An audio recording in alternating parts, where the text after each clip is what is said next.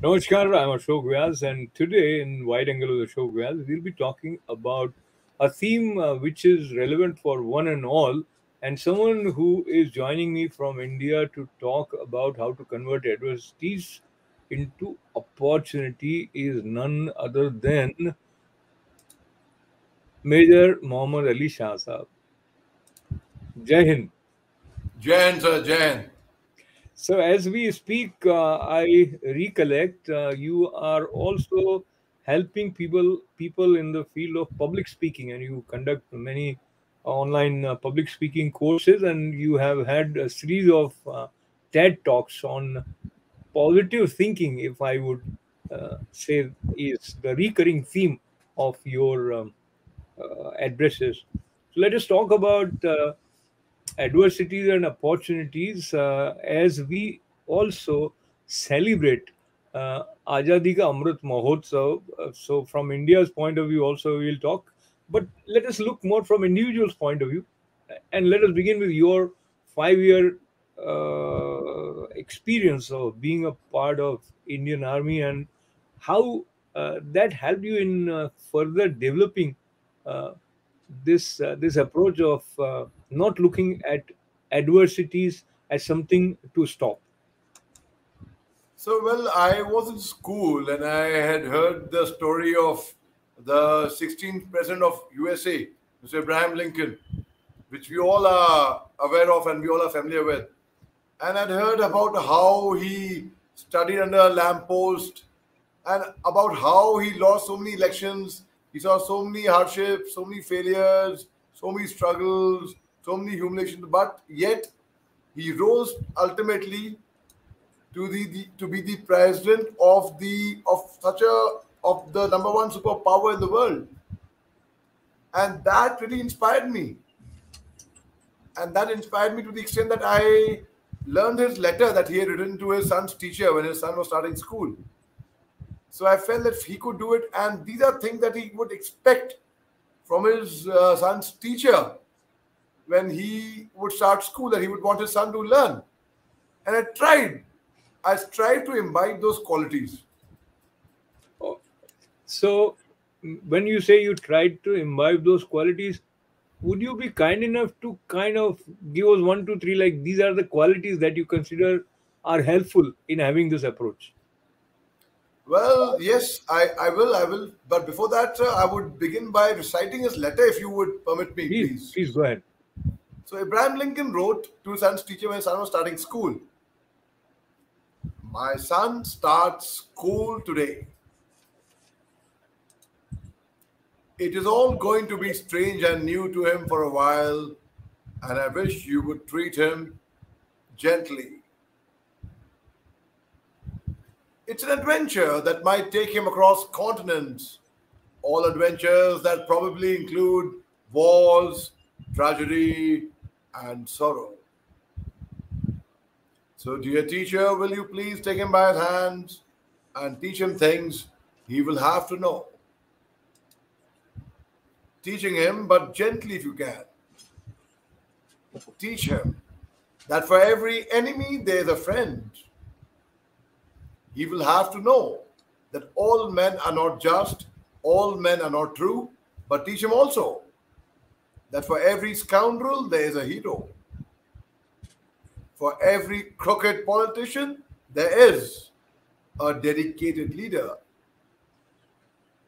Teach him that 10 cents earned is of far more value than a dollar found. In school, teacher, it is far more honorable to fail than to cheat. Teach him the wonder of books, but also give him quiet time to ponder about the extreme mysteries of birds in the sky, bees in the sun, and flowers on a green hill. Teach him to have faith in his own ideas, even if everyone tells him they're wrong. Try to give my son the strength not to follow the crowd when everyone else is doing it. Teach him to listen to everyone, but also to filter all that he hears on a screen of truth and take only the good that comes through. Teach him how to gracefully lose and to enjoy winning when he does win. Teach him to have sublime faith in himself, in mankind, because only then he will have sublime faith in you. It's a wonderful letter, sir. Uh, So, it is, it is. So, and there are different dimensions of life that he has touched, including love for nature, to how one should embrace failures, and how failures are also a source of learning. So, this is indeed a wonderful letter. But let's come back to the reference point where we were in terms of the qualities that you consider are relevant in having this approach of converting adversities to opportunities. And some hints we got through this letter also. Thank you for sharing it. most welcome, sir. Sir, through after this letter, there was another poem which really inspired me. It's a poem by Rudyard Kipling, Hmm. and I'm sure you've guessed it. Many of us would have guessed it by now, or watching us. It's my favorite poem. The poem's name is "If." Brilliant words. Rudyard Kipling writes, "If you can keep your head when all about you are losing theirs and blaming it on you, if you can trust yourself when all men doubt you but make allowance for the doubting too, if you can dream and not make dreams your master, if you can think but not make thoughts your aim, if you can meet with triumph and disaster and treat those two impostors just the same, or bear to hear the truth you've spoken, twisted by knaves to make a trap for fools, or watch the things you gave your life to broken, and stoop and build them up with one or twos. If you can make one heap of all your winnings and risk it on one turn of pitch and toss and lose, and start again at your beginnings and never breathe a word about your loss. If you can force your heart and nerve and snoo to serve your turn long after they're gone. And so hold on when there's nothing in you except the will which says to them, hold on. If you can talk with crowds and keep your virtue, or walk with kings nor lose the common touch, if neither friends nor loving foes, if neither foes nor loving friends can hurt you, if all men count with you but none too much, if you can fill the unforgiving minute with 60-second worth of distant run, yours is the earth and everything that's in it, and which is more, you'll be a man, my son. Absolutely. So this poem was written by Rudyard Kipling. And so what happened was I saw a lot of failures in my life, a lot of heartbreaks, a lot of struggles, a lot of hardships. And if I think of them, I just get emotional sometimes. And I'm sorry about that. So when I think of the time when I was struggling and I was trying to keep myself afloat, I felt that difficulties and the hardships that I went through, sir. They say only fools learn from their own mistakes, wise men learn from others' mistakes. So I said, if I can contribute in telling everyone else that these are the mistakes I had made, and if someone was there to make me understand and explain it to me in simple words, then probably I would not have been the kind of failure that I was in my childhood. Like I'll tell you, Ashok sir, I still remember the time I used to stammer a lot as a child. I would stutter, I would lisp, I would get stuck while speaking, and I was always teased and bullied, and I was always pinned down upon. So you can imagine, I was in a boarding school, away from my parents, away from my family. And in the boarding school, it was very difficult to survive when you are being made fun of by your peers because you live there, right? You share the dormitory, you have baths, you eat together, you play games, sports, you do everything together. So in class 7th, when I went on stage,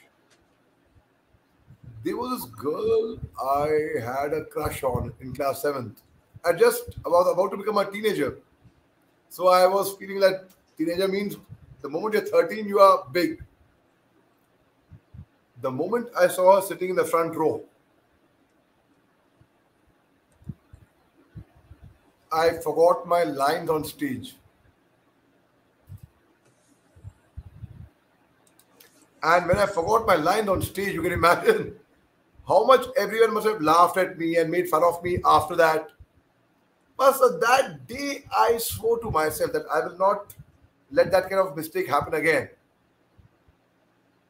So I started working on myself. As I told you, I would stammer, I had a speech impediment, I had a very squeaky voice. And that same girl who I had a crush on a senior person who had a very manly voice. So somewhere that thing also was there at the back of my mind. Then, sir, in class ninth,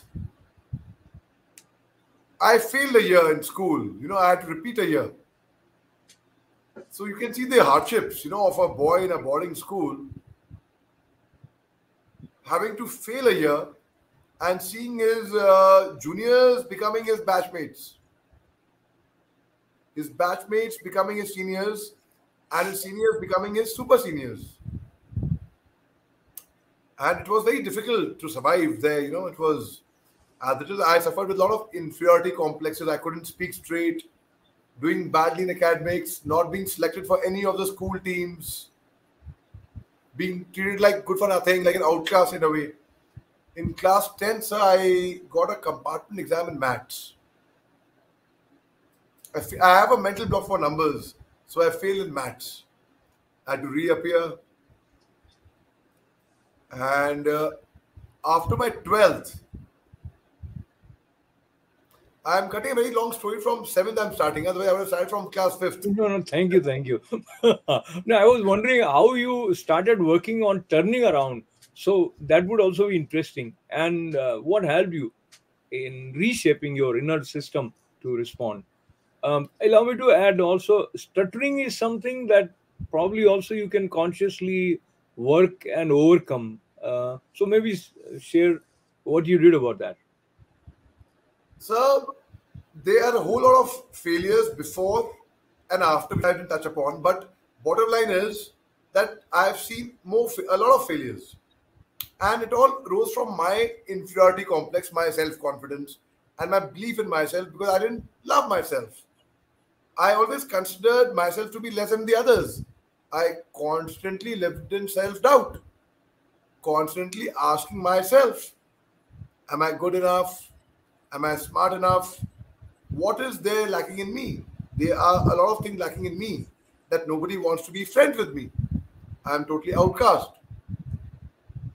So when I won the best actor award in school after a lot of failures in class 11th, that was a turning point, I would say. It was a stepping stone. And that's then I won the best debater, best in elocution, best in recitation. And that is when I begin to develop my self confidence, my inner belief, my love for my own self. That doesn't mean I got obsessed by myself. There's a difference being obsessed, a narcissist, or being a self centered person, and actually loving ourselves, which many of us don't. Like, No. I'll give you a small example. Yeah, I'll just relate what I read during my study of English literature, and there are two types of characters in a novel. One is static character, another is dynamic or evolving. So the stories are uh, primarily focused on the evolving or dynamic character. So you are one of the dynamic character because static character remains the same from page 1 to the last page, but in your case there is a graph moving towards the higher side, and that's very interesting. So let me request you, as the best debater, when you could express yourself that well, you have decided to share that trait with others. And if you ask people what is it that you are scared of, uh, good number percentage of people say that they are afraid of going on the stage and speaking in front of people. That's what you hear. So how you worked on it, and what are your tips for someone who feels a sense of nervousness while going in front of people and addressing them? So why do we have that sense of nervousness? Because we are ill prepared. We haven't rehearsed it. We haven't done our homework. And because we are ill prepared, we are sure that we'll mess up. But when you have prepared very hard, then you are sure, then you're eager to perform thereafter because you know you're good now. So it's all about preparation, it's all about homework, it's all about rehearsal, it's all about how ready you are. And second thing is, so I'll explain this with the help of a poem. A very simple poem. You like it. It's my guarantee. If you think you're beaten, you are. If you think you dare not, you don't. If you'd like to win, but think you cannot, You will not.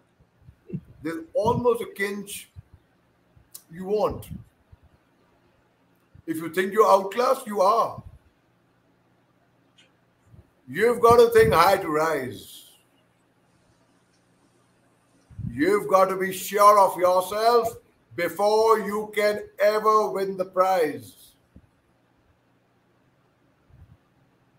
For out in the world, we find success begins with a person's will. It's all in the state of mind. Life's battles don't always go to the stronger or faster men, but sooner or later, the person who wins is the one who thinks he can. There's a photograph of a cat looking into a mirror. And what does the cat see? The cat sees a lion. We are nothing but a mere reflection of our thoughts. So, when first thing was inner belief, believing that I can do it, it's not impossible, and I will do it. So, when I believed in that, then I would start working on myself. And how did I work on myself? By taking my English reader, sitting before mirror, I would put a pencil in my mouth. I don't have a pencil. Otherwise, I could have shown that exercise to you. Put the pencil in your mouth and read it loudly and open your lips more. And thereafter, I learned tongue twisters. A lot of tongue twisters. The full repertoire or a full library of tongue twisters I know, like, something like, if I may say a few. Peter Piper picked a peck of pickled pepper, a peck of pickled pepper, Peter Piper picked. If Peter Piper picked a peck of pickled pepper, where's the peck of pickled pepper Peter Piper picked? Betty Butter bought a bit of butter, but the butter was bitter, so Betty Butter bought a bit of better butter to make the bitter butter better. She sells seashells on the seashore, but the seashells on the seashore are not seashells at all. So there are a lot of tongue twisters I learned. Then how much wood would a woodchucker chuck if a woodchucker would chuck wood? So there are a lot of tongue twisters I learned, and if I could speak those tongue twisters, those difficult sentences, I could speak a normal sentence very easily. I realized it. And when I realized that, then I learned a very good poem. Again, I love poetry. A very complicated poem. And if I could learn that up, I could learn anything thereafter. So I realized, okay, these are very difficult tongue twisters. If I can speak those tongue twisters freely, all of them in one breath only, with clarity. Why can I not speak a normal sentence with a lot of pauses, with breath control, easily, first? And secondly, if I could learn a difficult prose like that, I can learn any script, any dialogue, anywhere. Thirdly, Okay, that second one, the difficult prose also I'll tell you. It's a very funny poem again. Poem, it's a prose. I am my own grandpa. Oh, I am my own grandpa. Let me explain to you how. Oh, many, many years ago, when I was 23, I was married to a widow who was as pretty as could be. Now, this widow had a grown up daughter who had hair so red that my father fell in love with her, and soon the two were wed. Now, this made my dad my son in law and changed my very life, for my daughter now became my mother since she became my father's wife.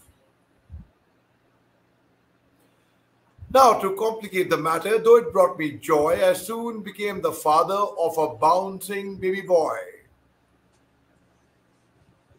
Now, this little baby of mine then became a brother in law to dad, and so became my uncle, for it made me very sad.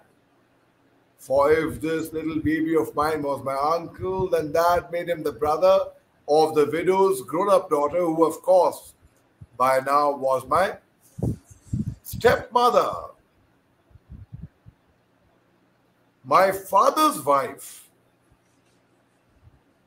then had a son who kept them on the run, and he became my grandchild, for he was my stepdaughter's son. Hmm. Now, So so this is my very wife is complicated. now my Yeah. stepmother's mother. It makes me blue because although she is my wife, she is my grandmother too. Now, if my wife is my grandmother, then obviously I am her grandchild. And every time I think of this, by God, it nearly drives me wild. For now I've become the strangest case you ever saw. As husband of my own grandma, I am my own grandpa. It sounds funny and complicating, I know, but really so. Thank you. So, this is what I learned. And I realized that if I can learn this with understanding, only when I can understand will I make you understand. So if I could do this, and that is how my inner belief started waking up. And today, sir, the same little boy who would stammer, stutter, lisp, who couldn't speak at all, I perhaps have the longest, but yet the shortest name in the world, Ali. Three letters in my name. If someone would come here, beta, what's your name? Come here, son. I would hesitate to tell my name. That same little boy today has given the highest number of TEDx talks in the world, not just in my country, outside my country as well. So, and that strengthened my belief further. So, it's nothing but about self belief. It's nothing but about believing and telling your own self that I can do this. And the moment your brain gives a signal that, oh, you cannot do, you will not even attempt it. So, if Barack Obama would have said, no, no, no, no, I would never win the presidential election, he would never have attempted it. And there he wouldn't have been the president of So USA at all. I think, Major Saab, I would like to profusely thank you for being so open and sharing your own journey of how you overcame your stuttering and how you are not just a wonderful public speaker, but you are also helping others become good at this art of public speaking. And what I would repeat from what I heard is be prepared, and preparation is something that would add to self confidence of the person. And also, if you think you will fail, then you will fail. That means think that you will succeed, but that thinking has to be backed by hard work, hard work, because otherwise it'll be just living in fool's paradise. Am I right, sir? 100%, sir. 100% right. So we conclude by thanking you once again, and any one point that you would like to underline in the context of overcoming, converting adversities to opportunities. Just believe in yourself And today, my greatest failures are my strengths, because all the failures today are my success stories. People invite me to different places to speak, and I get a paid a handsome amount for that, not because of my success stories, because I share my failure stories. So never be Wonderful. scared about sharing your failures. So basically, you have accepted your failures also with love now, and you are moving in the direction which is also a source of inspiration for many of us. So, thank you very much for joining us, sir. It's such a late night in India, but your dedication is worth saluting. Thank you. Thank you So very my much, guest sir. today, Major Mohammed Ali Shah from India. Thanking him and thanking all of you with lots of good wishes. Namaste.